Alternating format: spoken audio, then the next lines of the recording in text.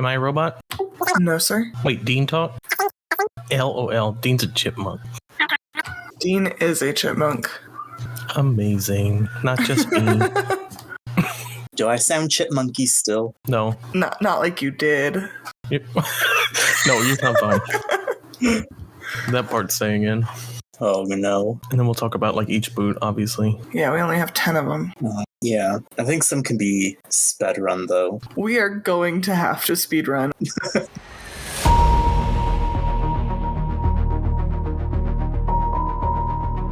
Oh, hello there. It's been a while. We've missed you. Season 40 is here, and it's gonna be a doozy. Buckle up. Stranded is back. 36 days, 40 castaways, 2 co-hosts, and 1 podcast. This is Stranded in the Aegean Sea, and I'm your host, Poody.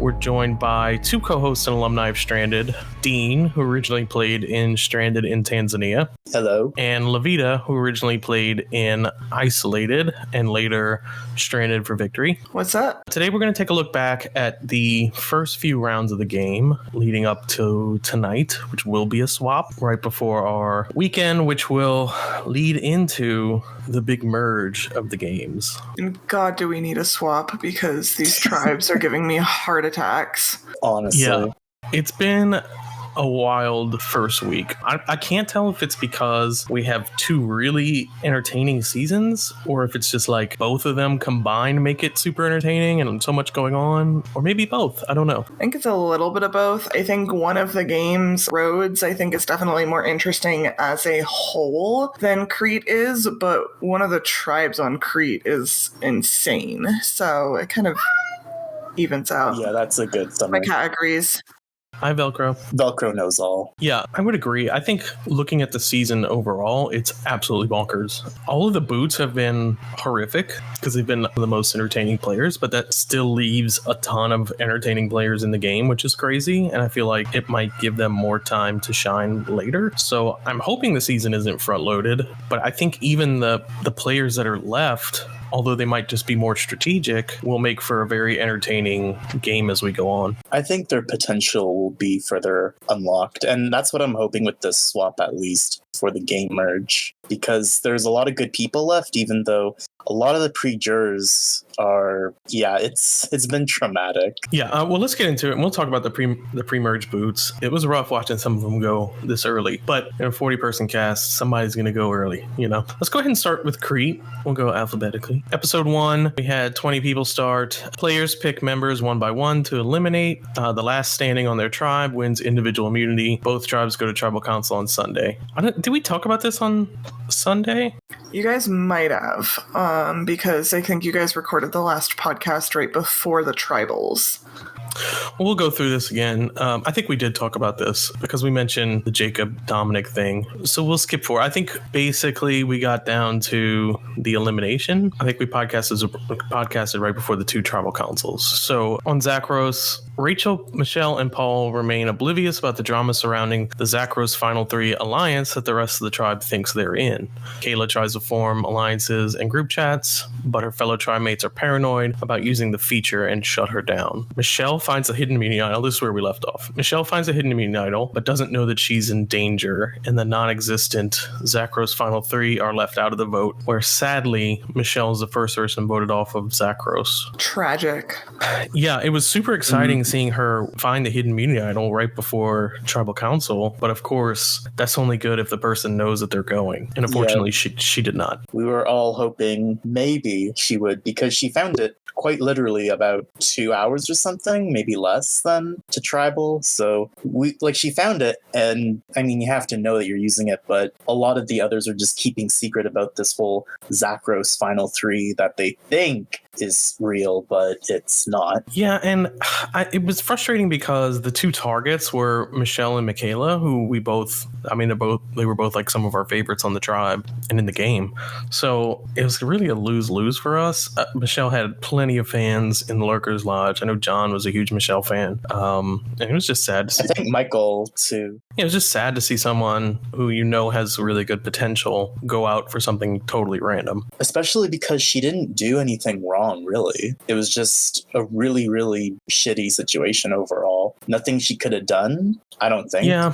Besides play the idol, but again, she wouldn't have known to. I think that's also the danger of having like fully active casts is that, I mean, it obviously is what we strive for. It's the most realistic experience. But at the same time, there's nowhere for the better players, the bigger characters to hide. So they become targets easier. Yeah, and Zakros is a tribe full of gullible people who want the easy road. So the second there was something for them to latch onto, they latched onto it, and that has been the narrative of that tribe for the entire week, has been about this fake Zakros Final 3 alliance, and it has killed not just Michelle's game, but our later Zakros boot as well as Rachel, too, who's still in the game. Yeah, just unfortunate. And it's all from like someone not understanding how the forums work. Who was it that spotted them all online? Cece. Yeah. Oh, great. Cece told Jay, and Jay told people, and yeah, basically Jacob made this Zakros Final 3 alliance, and it is active. That was that's Jacob, Dominic, and Wendell's alliance on Lato. Incredible. But I guess Michelle and Paul and Rachel were all kind of online around the same time in the day. So Cece saw that pop up and said, oh my god, they're all in an alliance together. And Cece has since forgotten that Cece she was the one made that. Confessional.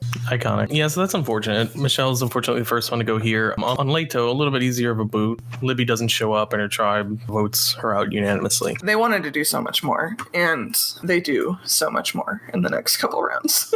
Yeah, things were brewing. Yeah, I think the excitement is on Lato. They have a lot of aggressive players on that tribe, which we'll get into. Let's move on to Rhodes. On Rhodes, Liana continues her disappearing act. Even still, people like Brad and Ricard remain scared of Voce's very public idol and plan to blindside him. Tiffany and Sydney are both discussed as minority votes, but ultimately, Liana's activity draws attention to her. Voce is nervous about the publicity of his idol and plays it at tribal council. However, it was ultimately not needed as Liana gets the majority and is eliminated. The vote was 5-3. Yeah, pretty straightforward there. I mean, kind of a misplay, but really just a wasted idol. I mean, it really could have been on Voce. Yeah, not a bad move to play it. Certainly others that go here should have played their idol. So yeah, I think if I was in Voce's position, I probably would have played it anyway. It was a good safe move, even though when we look as lurkers, he really didn't need it at the time, but throughout the day and the weekend, it was like leaning to Voce. Yeah, and there's something to be said too about the fact that he just played it to get rid of it. Yeah, I was going to say that and I too. think that's immensely helped his position in the tribe. Like, he was in a crap position. Everybody was terrified of him. He played this idol, and it turns out he didn't even have majority. And because of that, everybody was freaking out because he didn't even get the votes. And so he's kind of now just faded back into the mix of the tribe, really.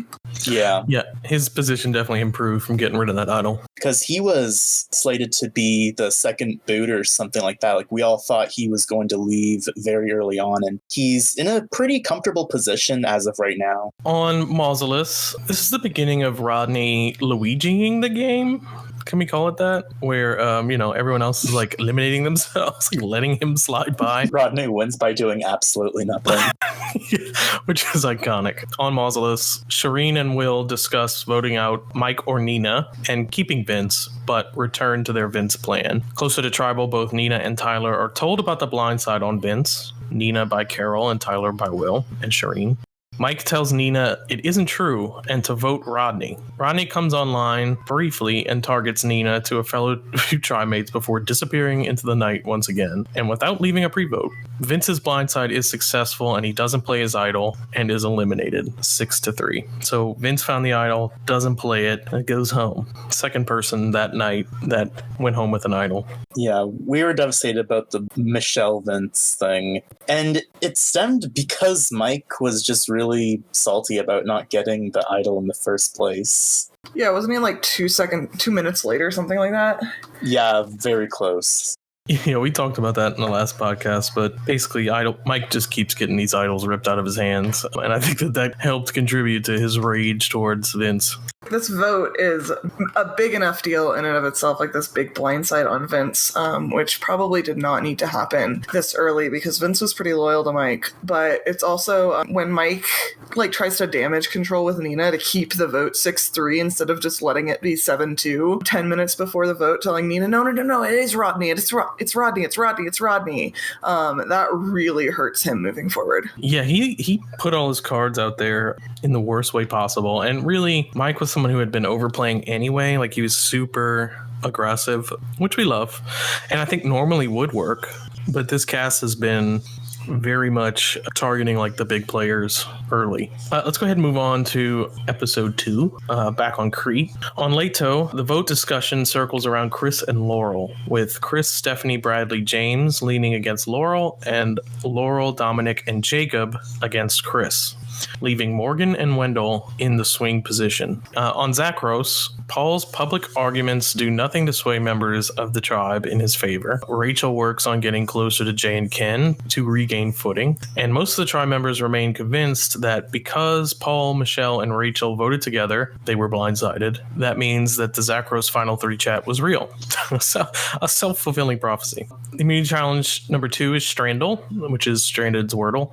Ultimately, Leto managed to push it to the final round. CC nearly forces Zakros to tie by posting the challenge without consulting her tribe, but her mistake did not matter, and Zakros wins immunity. On Leto, Morgan says she wants Laurel out. Her swing spot forces Wendell and Dominic to vote with her, and Laurel is eliminated. During Tribal, Chris calls out James for being too connected. So really here we see Chris become a huge character, and we kind of see the two camps go after one another, with Laurel being the main target. But I want to give a shout out to Morgan on this round, because I think she played this kind of masterfully. In what way? What were you thinking? You don't think so? Well, I mean, I think at the time we were all thinking Morgan was in a really, really, really good spot, but she really hurts her relationship with Wendell and Dominic here. So, because they were both pretty hardcore leaning to vote Chris out. And then with Chris basically immediately going after James during Tribal Council, like that's another hit on her, because she's kind of like, oh, I should have voted Chris out. Oh, yeah, I didn't really think about that. I just saw her playing very well in terms of like getting what she wants, you know? Definitely. And I think she's been able to rebound back into a fairly safe position, but I think she's a really good player for sure. I'm always impressed when players who probably should be going home don't. In other words, this season we've had all these big characters, Mike, Chris, Michelle, Vince, you know, all these people that have really been pushing votes end up getting it turned around on them. So to have players not have that happen to them this season is kind of impressive, because it seems like people are so wary of anyone pushing any kind of agenda that it really puts a target on your head.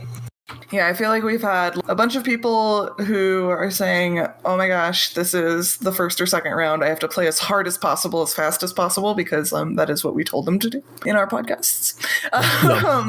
But then we have the other group who's like the other end of the extreme, being like, oh no, they're saying something. We have to eliminate them.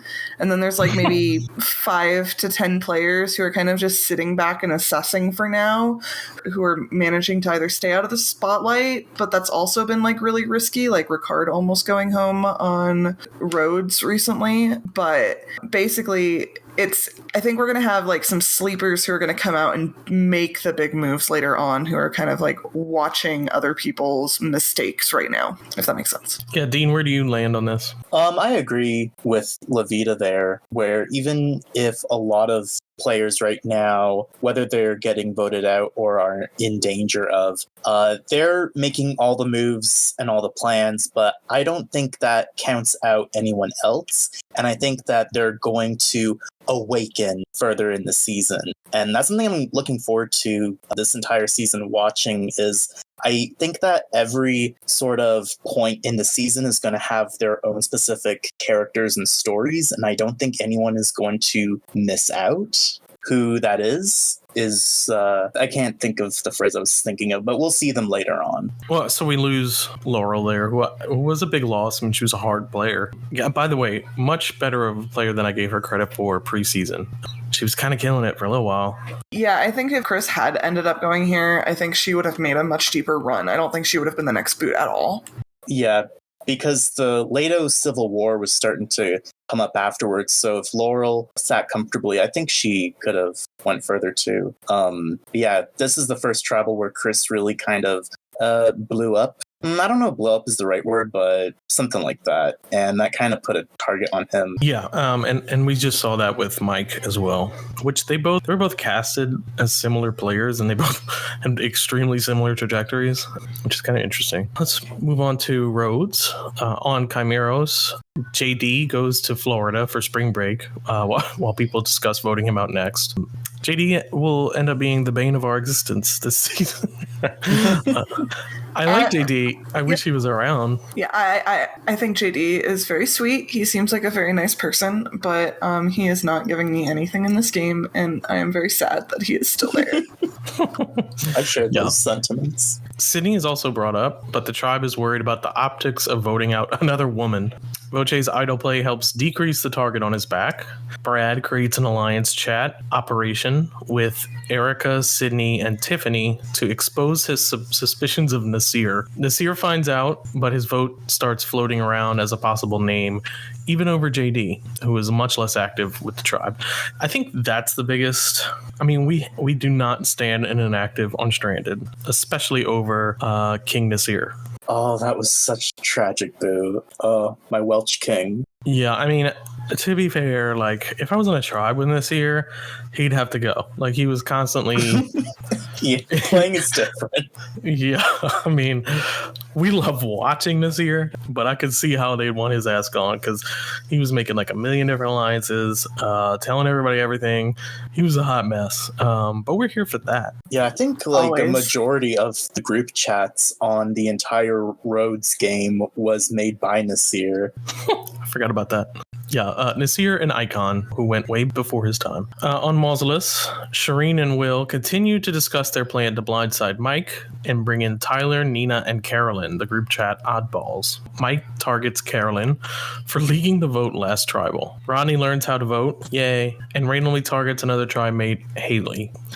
Yeah, Rodney does this thing where he's never around and he just comes on and starts berating someone randomly, which is iconic. The fact about this, though, too, is that he was coming on and saying, oh, yeah, we should vote. I think it was Nina he put the name on, and then he decides Nina to just... first. Yeah, and then he just decides to vote Haley by himself. And now they are his closest allies. This game is just me being in awe of Rodney and the fact that he's able to make this work somehow. It's an enigma. Yeah. I don't think Rodney could spell enigma, though. Immunity challenge number 2 is Strandle. Again, on this game, though, 6 aren't needed because Camiros pulls ahead and wins 4-1. Kind of a slam dunk, sending Mausolus to tribal. The 5 oddballs stick together in their plan to blindside Mike and succeed, blindsiding Haley and Lindsay along the way. This is the beginning of Halsey, as Kimmy and a few others have coined it. Halsey forever. The vote ends up being Mike 5 to Carolyn's 3 and Haley 1. Of course, that was Rodney. Yeah, Mike going was sad, but very warranted after his ridiculous warpath against Vince's idol. But I think the real casualty here is that he kind of takes Halsey down with him. And really those two girls become like these outcasts for kind of just following Mike. Yeah, like before this, I would have said that both Haley and Lindsay were in like an amazing position, and kind of like Nina and Tyler were kind of a little more precarious. And this kind of really flips that, where I think now on that tribe, Nina and Tyler are really the ones in the most power, getting to decide what they want to do and who they want to go with. And Haley and Lindsay are kind of just completely pushed into a minority position because of this. Yeah, like those two and Rodney are at the absolute bottom, and if their tribe loses, it has to be one of those two. I think that's gonna go like there's no way. I love Mike. It was so fun watching him. I stan forever. But he kind of put Haley and Lindsay in this really, really horrible position. So hopefully they can make the swap. Yeah, and in Stranded we love an underdog. So seeing two girls that really want to be here, try to beat the odds is always very rootable. And there is a huge chance that if Marcellus loses tonight, that they do just vote out Rodney. That is not outside the realm of possibility. Or I think Halsey are trying to use Rodney to vote out Will as well. So those two are doing a lot of work and trying to reclaim a good position in that tribe. And I'm really impressed by it. And that's why I'm rooting for them to make it through this. Yeah, they're putting in a lot of good work. By the way, I would even say JD, but most people in this Rhodes cast, I think, will make fantastic characters no matter their placement. So, even if we lose a lot of these huge characters right out of the gate, which kind of has happened, I still think there's a lot of good content we'll be able to watch coming our way. Yeah, definitely. I agree with that. Like, Rhodes is definitely the place if you want entertainment and strategy. And then the other game is, I guess Leto's a bit more strategic minded, but Rhodes is definitely where it's at, I gotta say.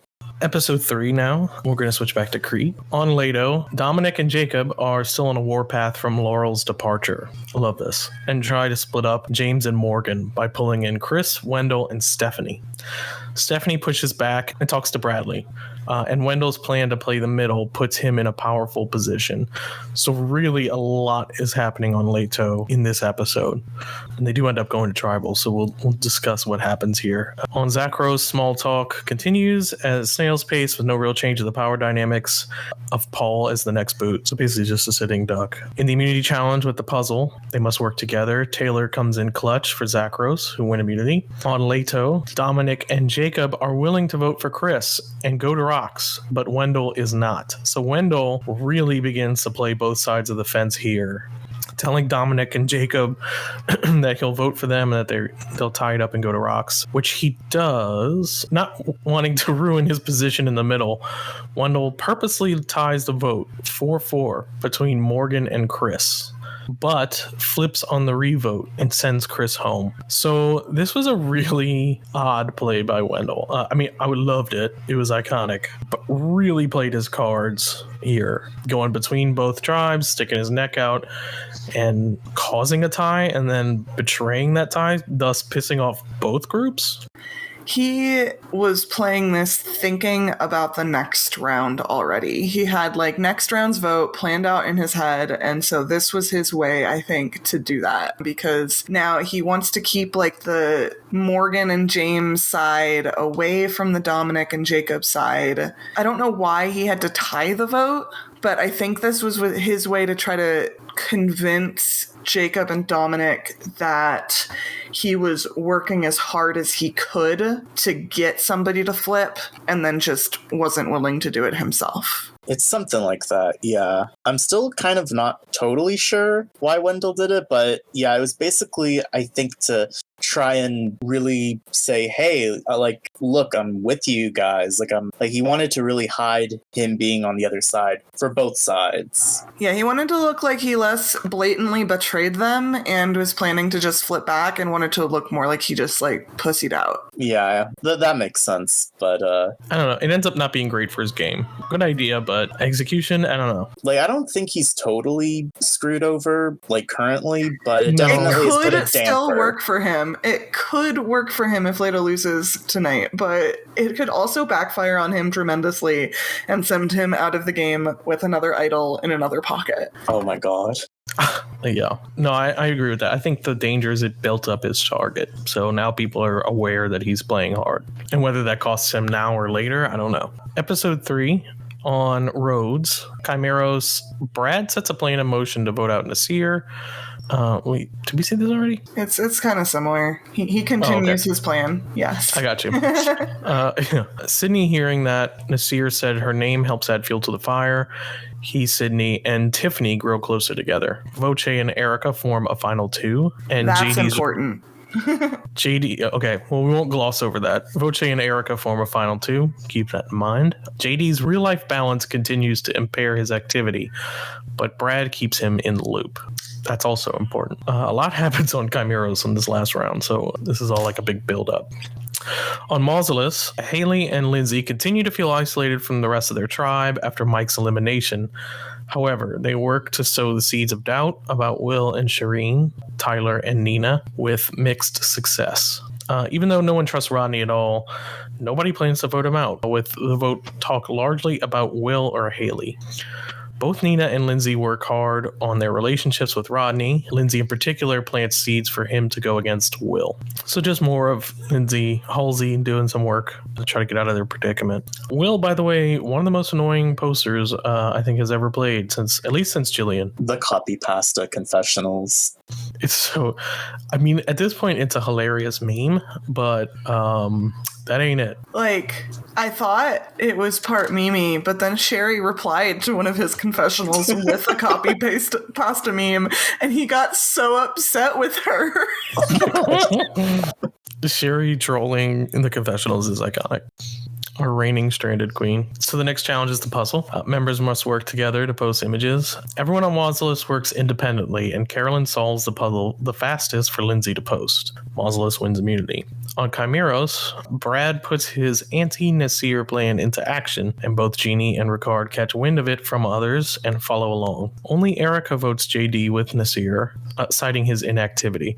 So this is where Erica kind of sticks her neck out and votes with her gut, just based on the inactivity of JD, and then this kind of lets her realize that she's on the outs. Yeah, because I think she just kind of assumed everybody would go along with a JD vote, and then all of a sudden it's against Nasir, and she goes, like, it happens, she doesn't fight it, but after Tribal, she's kind of like, why did I let that happen? That could have been really bad for me. And so, as we'll see, kind of, again, as you said, Chimeros is a huge build-up. So we see her, when she's faced with a similar opportunity next round, she doesn't do it. She finally takes action. Yeah, and I think what really pushed her to do that is because, like was said earlier, some other players like Ricard caught wind of the vote and they were able to switch it. But Erica was the only one who wasn't really given all of the proper info right away before Tribal. And it kind of, like, I mean, if I was in Erica's position, I would see it as being on or near the bottom. So it really helps set the thing in motion for what's happening at the next Chimeros Tribal and what she does there. Moving on to Crete again. In this episode on Leto, Jacob and Dominic feel on the outs, but Wendell spreads idle paranoia to James, Morgan, Stephanie, and Bradley to enact a split vote plan that would save both Jacob and Dominic. So this tribe is just a hot mess. And that's going to continue to build. On Zakros, there's nothing to put here. Thanks. I had a great time. Yeah. Michaela saw Batman. Nothing really changes. People keep chatting. The immunity challenge is the scramble, where tribes must unscramble words related to Greece. Leto is incredibly organized and speeds through, earning a perfect score and winning immunity. With his failure to make inroads over the past couple of days on Zakros, Paul tries a last-ditch strategy of volunteering to be the boot to get attention off of Rachel. He doesn't vote, and Taylor and Jessica throw votes onto Rachel just in case he was trying to pull votes for an idle play. The vote was 6-2, Paul to Rachel. So, yeah, a bit of a, Paul kind of white knights for Rachel. It's just kind of sad, like what happens on Zakros. Like, Paul has this huge rant, like justification essay. Nobody buys into it. Nobody gives him the time of day. He kind of stops trying, and then they lose the challenge. And he says, "All right, guys, just vote me out. I'm done." And again, like Michelle, just kind of got screwed by the circumstances, and is somebody that I think would have done a lot better in a different situation. And also, like, I'm having a hard time. I don't know if maybe it's just me, but I'm having a hard time, like, finding, like, I know almost nothing about Brett, Cece, Jay, even, like, Michaela or Taylor. Like, or Ken. I don't know anything about I keep forgetting Ken exists. Ken doesn't confess. I barely see, like, I'll refresh the Arrow chat, and sometimes it'll be 2 pages of Lato chat before I even get to a message from people on Zachros. And I'll be like, hey, how's it going? Yeah, there is like 0 game, 0 entertainment. Like, Zachros is kind of dull. I wonder what would happen in a Switch. I guess we'll talk about it. Yeah, and like I think like Jay and Taylor definitely have huge potential. I think Michaela's smart, needs to ramp it up a little bit. I have no idea what to think about Brett, and Cece and Ken, whatever. Those are my takes on Zachros. Yeah. She's salty about it, y'all. And Rachel, I love. Rachel needs to stay. Yeah. The funny thing about that is that I know Cece and Ken are working together. I think with Brett, I think. So kind of the, to put it politely, uninteresting people are together. So oh yeah, and Jessica's there too. Jessica's really sweet, but she's like super new. Like she's never been in anything like this at all. So these explanations have been put in front of her and she's taking them. She's got like a really easy road and a really good position. I want to see her on a tribe of people that actually play the game. Yeah, I was going to say that. I think it's not like these people are all dull. Like certainly some of our better casting choices are on this tribe. So I'm excited to see what happens when shit gets mixed up and they don't have obvious boots that they're targeting, you know? Definitely. And when they realize that they were stupid.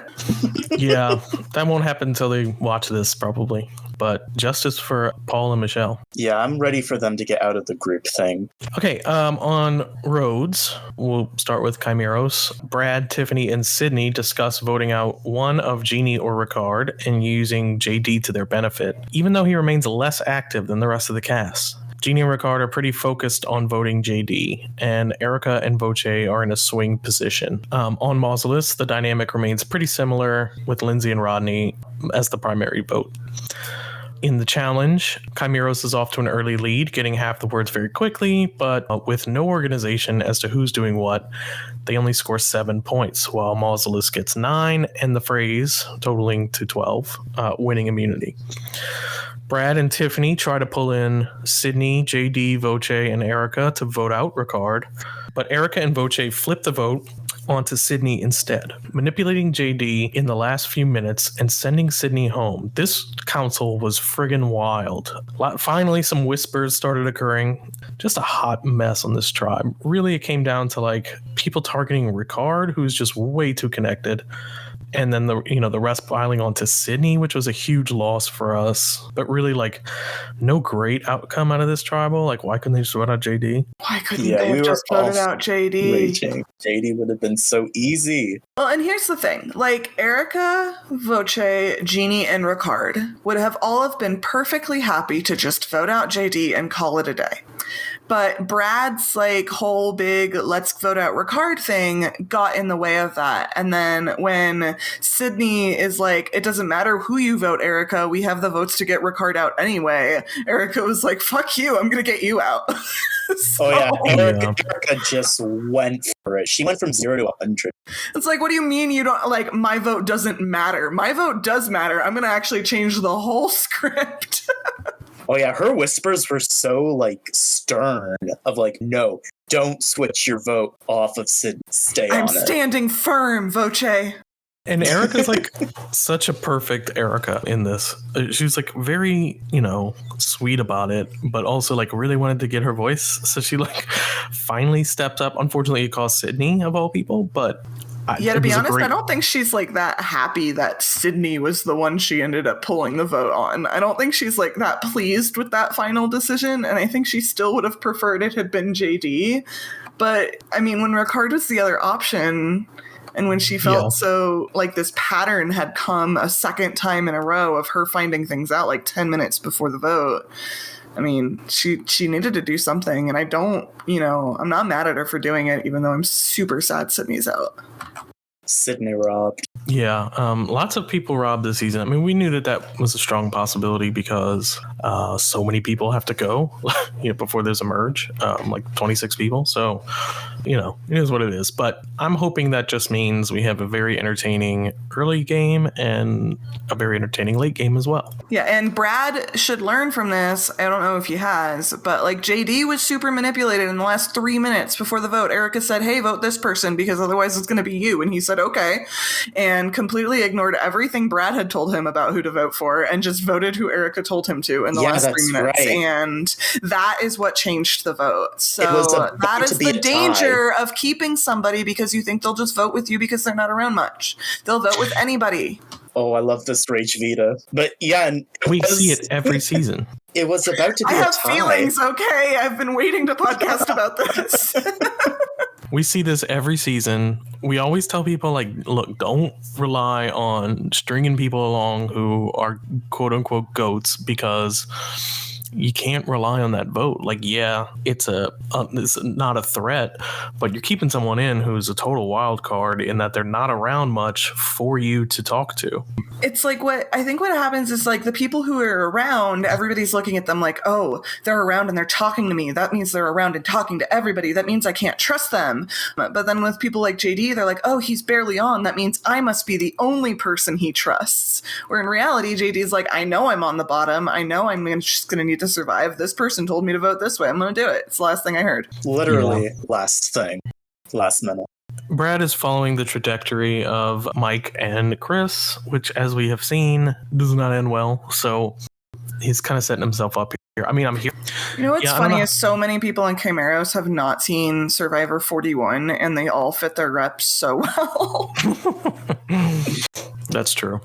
Let's get into the final episode before tonight. Oh, I haven't written anything for these yet. Oh. I do this. I do this after the fact. I don't know what's been happening today. I think Sakros, they're going to probably boot Rachel if they lose, which can't happen. So we need Leto to lose and figure out what the hell is going to happen there. Because Wendell is still trying to do his split vote plan. Yeah, and then you have people like Dom who don't... Like, Dom's kind of weary of Wendell, and the split vote could be even more split. We could see 4 different people getting votes on Leto tonight if they lose. So I didn't realize this was just like the current round, but yeah, we're caught up. Okay, well, we did like a blitz to get here. So as you can see, plenty has happened. We kind of just gave you like the overview because there's so much going on. But what I can say is that after tonight, there'll be 12 boots, which is a lot. That's over a fourth of the game. So there's still 3/4 of the game left, though. so we still have 28 people left before we head into the weekend where we're going to have a tribe swap. This is not the big merge. They're just going to be swapping onto their 2 tribes of 7, but it's like the precursor to the big merge. They're going to be in these rounds for a very short time before that happens mid next week. So be on the lookout for that. I'm kind of excited. Like you said, I think especially on Crete, it's been kind of stale with like some predictable boots, and even on Rhodes, I'm excited because the way it's going, we're going to lose more of our big characters. So if we can switch things up and let some of the people who haven't had a chance to worry get their hands dirty, I think we're in for a treat when the games finally do come together. That's what I'm looking forward to. Yeah, I think this swap that's coming up tonight is going to be really important to kind of kick some people in the butt a little bit and give other people who maybe we love, who have been in a lot of trouble, maybe a little bit of a wiggle room. And then I think it'll also just prepare them for, as you said, mid next week when the big bomb gets dropped. Yes, and I do think like some of the people that were booted, I think will be some of our bigger characters in Stranded. You know, I always tell people in Stranded, you only play once as one character, but I bring back people a lot, and I'm known to bring back very early boots who I think didn't get a fair shake. So I'll leave that tease at that, but some of these guys that we all love that got robbed early on, I wouldn't say goodbye to them just yet. I think we'll be seeing a lot of them in the future. If they'll have us. If they're not so pissed off by the whole experience that they don't want to come back. Yeah, shout out to the Vince and Mike fights in the Lurker server. Yeah, Lurker server's been lit, considering we have like 10 new people in it. And those guys continue to deliver for us. So I'm excited. You know, that was we haven't had a new person season in a long time. We had the last one was 2 and that was only 12 people. Yeah, my season was the last full newbie, I think. Yeah, and that was like a year and a half ago. Yeah, we need to finally make Tansy relevant. Yes, that's true. That is long overdue. I'm excited to have like this injection into our community, and the idea is to keep them there. Like, we spent a lot of time finding these people and we're invested. So the last thing we want is for them to be like early boots that only played Stranded for 3 days. Like, we want to get them in games and keep them around. So I say that as a way to like encourage maybe some of them listening to this to stick around, lurk, because there'll be more good things to come. Yeah, shout out to our pre-jurors. You guys have all been great in the keeping along with the game and participating, and I love you. Yeah, best pre-juror group. Yes. Okay, so tonight I'm looking forward to see the next 2 boots, but I'm more looking forward. Forward is a word. I'm terrified. Yeah. I'm just looking. I have very clear preferences of who I want to win each challenge tonight, and if the wrong thing happens, I'm just going to be very sad. Do you not want to speak that into existence? What are you hoping for? I love everybody on Leto, all seven of them, but I need them to go to this tribal. I need to see what happens with this 3-2-2, possibly 2-2-2-1. Who even knows what it's going to be? I need to see it. And I cannot have Rachel booted from Zachros if they lose. So yeah, I would. A very clear preference there. Plus, we want to see what happens with the pissed off Rachel at a swap. On Rhodes, I really don't know. It's a little more up in the air. I mean, I'd love to, I'll say this for like the 4th time in a row, I'd love to see JD go on Camaros, but I don't think the vote will go that way if they lose. I think Brad's probably in trouble there. Yeah, and on the other tribe, it's going to be like either Haley going to be Lindsay. Lindsay or Rodney. They might be able to swing it onto Rodney. I think a lot of them are anticipating a swap, and they think Rodney would just be a good vote because a lot of like Haley and Lindsay have been working really, really hard, and so if they can make him seem more welcome and not vote one of them out, we'll see. It's tough. I don't want to lose anyone on that game. Even if Rodney goes, Rodney has already beat 10 people, so that's just a fact for the day. Yeah, I think of those options, honestly, I don't know. I love Rodney. He cracks me up, but I think the other 2 had potential to go a much longer distance. So yeah, I love Rodney, but like I would love to see Lindsay and Haley go way further. I think that they deserve it, and I think that they would just be amazing players. Yeah, it's definitely tough. I don't want anyone to go, but if those are our options, that's probably where I'd go. We cast the season too well. I know. We really did. We need to cast 40 bitches next time and not amazing people. We will never cast 40 people again. Next season is just 6 people. Yeah, I've learned from that lesson. It actually hadn't been too bad, but casting was a nightmare. But we're seeing our hard work pay off. So, which I do have to give a huge thank you to Loveita and Susie, Michael, Nofo, Dean, all you guys, James, recruited and referred your friends and, helped me with the interviews. Hope also helped.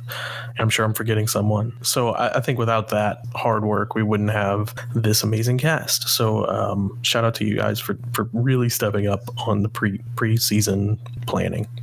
With that, I think that's going to do it for us. We look forward to tonight and the big swap. And of course, we'll talk again before next week, but next week's going to be when this secret gets unveiled to the whole cast. It's going to be exciting. Can't wait to see their reactions. Fingers crossed that the swaps are in the lurkers' favor. And fingers crossed that nobody quits once the games merge. Yeah. We'll be bribing them to stay, so hopefully not. I think everyone will be excited, though. We'll talk about that on Sunday. With that, I'm going to say goodbye. So this is Poody, out. Have a good one. Bye-bye. Bye.